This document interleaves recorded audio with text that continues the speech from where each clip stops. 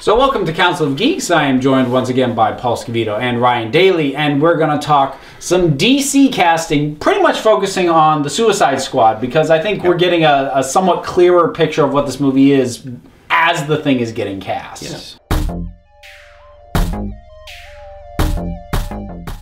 Jared Leto is the Joker. Here's where I get hopeful, here's where I get nervous. This rings of trying to recreate Heath Ledger. Now, obviously, we have no idea how he's going to play, and hopefully it will be a completely different characterization, but let's just go on paper. Young-ish, former heartthrob, coming off of a critically acclaimed role, cast as the Joker. Kind of note for note what we got when Heath Ledger was first announced. Now, to be fair, I think most of us wrote off Heath Ledger as the Joker when we first heard. Sure. Yes, so I'm trying to keep open-minded. Unfortunately, the problem is DC has not earned my confidence in their cast the ways that, say, Marvel has. So if Marvel makes a casting choice that I'm a little bit more, I kind of go on faith of, well, they haven't given me a complete misstep yet. Right. DC doesn't have that clout. Right. We're going to have to give him a little space. My main problem is, and I think it's actually a problem with this film, is that I don't want the Joker reintroduced here.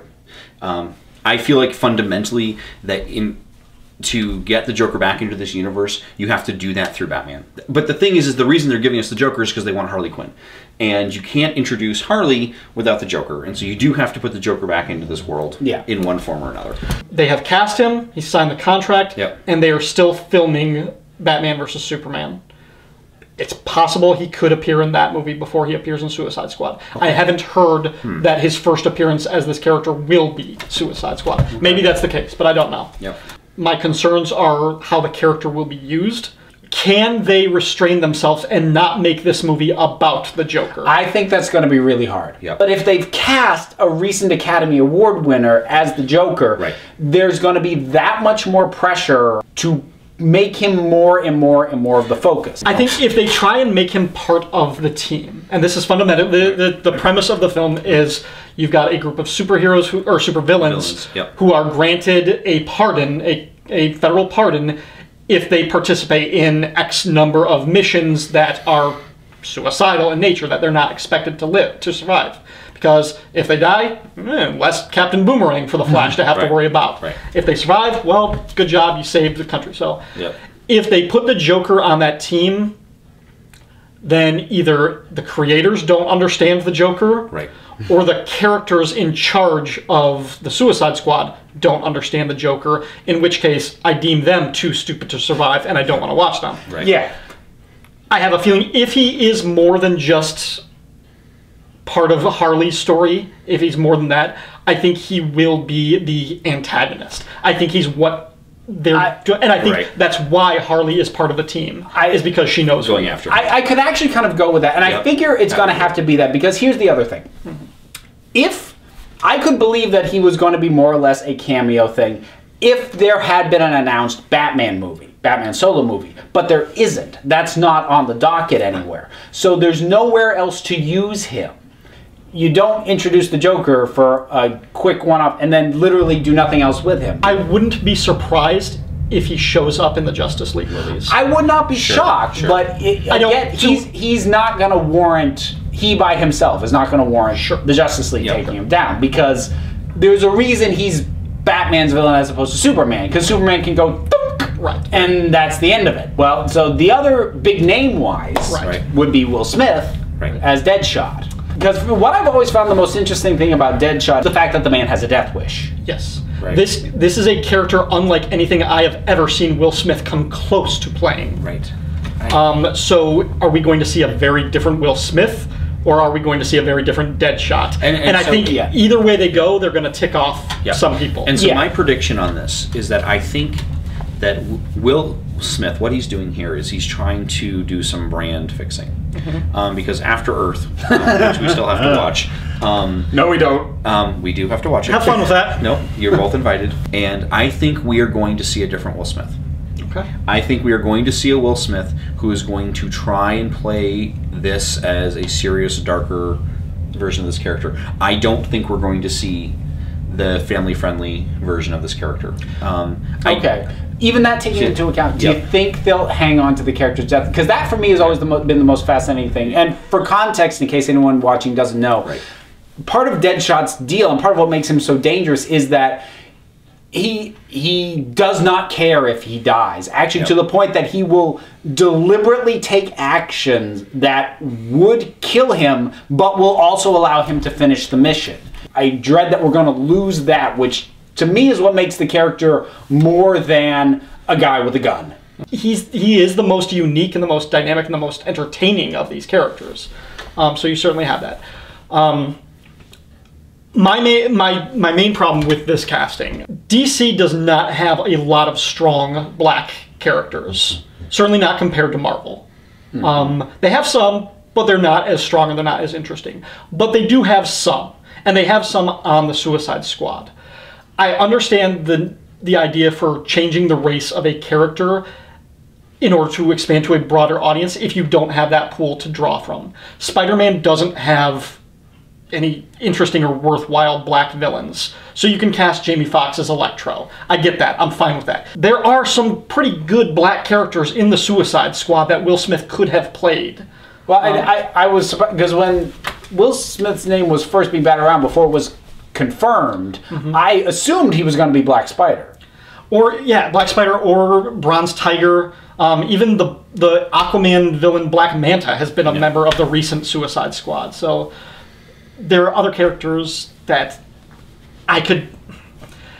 Okay, and this is going in a completely different tangent, but probably the strongest and best black character that DC has in their stable is the Green Lantern, John Stewart. John Stewart is really... And the Green Lantern property has been pretty tainted by the Ryan Reynolds movie. You know who could single-handedly turn that franchise around and get people excited for it? Mr. Will Smith. If they announced that he was going to be the next Green Lantern, I would buy that ticket. Yeah, I would be there too. So who else we have? Well, we've got Tom Hardy as Rick Flag, which kind of feels like a no-brainer. It's not the most nuanced character. I mean, maybe they'll find something interesting with him, but I almost think it's a waste of his talent. I was, aside from what I think Tom Hardy can do in the part, I was very surprised that they cast him again soon after in the same universe. Well, not technically. The Nolan movies are technically not part of this. But explain that to the fans, right? Well, they didn't see his face. That's the thing. They didn't see his face, and he had a weird voice. I think maybe fans will cry foul. Mainstream audience aren't going to notice. I mean, they may register. Oh, I've seen that name before. But they're not going to notice that this guy is now leading the Suicide Squad. That's who that was. I recognize him. Margot Robbie as Harley Quinn. Now, I don't know. I still haven't seen Wolf of Wall Street, so I haven't seen it either. I don't know her as an actress. I've seen clips that she seemed to do quite well in, and I could see. I've seen clips where I saw a lot of her.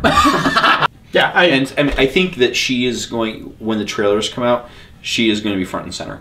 And I think that this is what's selling the film is Harley. I think that they are banking on the Harley that they created in Arkham, because that is the Harley that everyone knows now. I think DC is frothing at the mouth to get Harley Quinn on the screen and in front of audiences.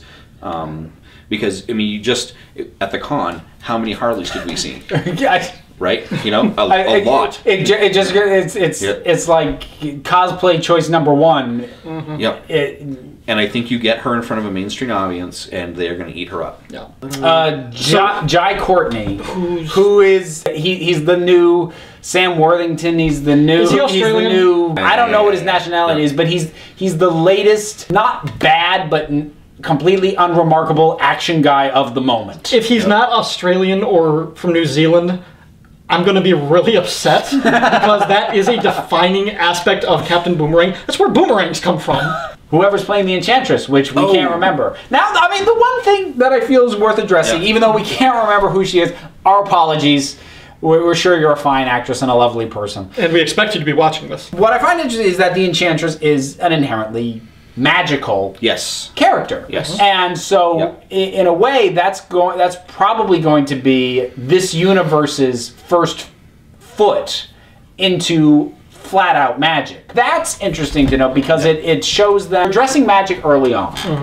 So as they build this universe, they're not going to have to try and crowbar it in the way that Marvel has kind of had to do. Okay, we're getting Doctor Strange, and that's going to be very cool. Right. That is flat out magic, and now they've got to reconcile that in a well-constructed universe that up to this point just doesn't have magic. And so the way they could cheat is she could be an illusionist. That seems like a waste of a world-building opportunity. I'm just saying that if they want to stay away from magic, there is a way of doing that. Go ahead. Well, except eventually they're going to have Shazam. So they've got to get magic established in this world. I don't think so, because they've actually said, I think they said very clearly that Shazam is going to exist in his own universe. No, I don't think so. They've said they're not going to tie him into the other movies, but he's still supposed to be existing in the same universe. They're just not going to integrate that character the way they're integrating everybody else. Another concern, and this goes back to the idea that there are characters who have yet to be confirmed, or yet to be cast. Suicide Squad, by its nature, what made it entertaining comic reading was that the characters died.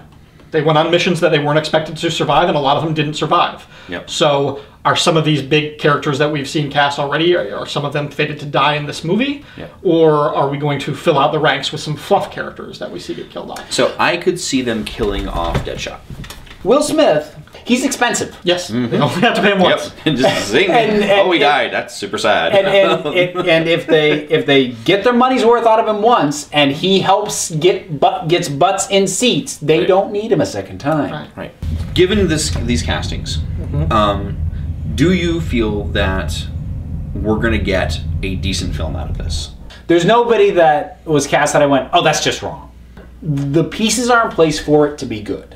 If anything, I'm almost the most encouraged by this because it feels more autonomous and more independent of the Zack Snyder vision of these Justice League characters.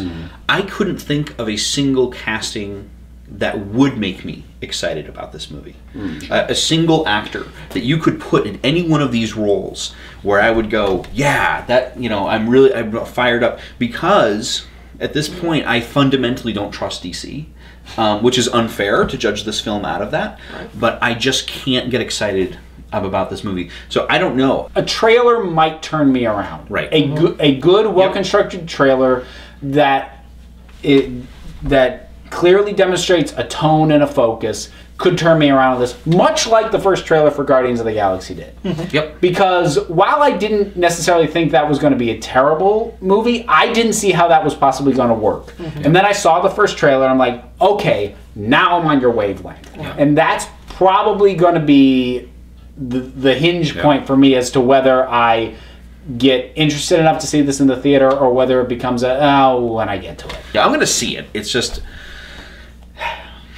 Yeah. No, but that is the classic geek conundrum. Yeah. We can feel that it's going to suck. We can know that it's going to suck. We're still going to see it. Yep. And they know that. And nobody can hate something as much as somebody who loves it.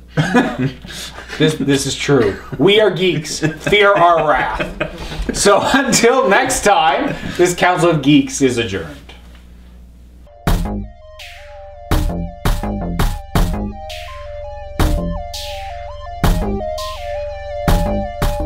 Fix it in post. Do we have post? No. No.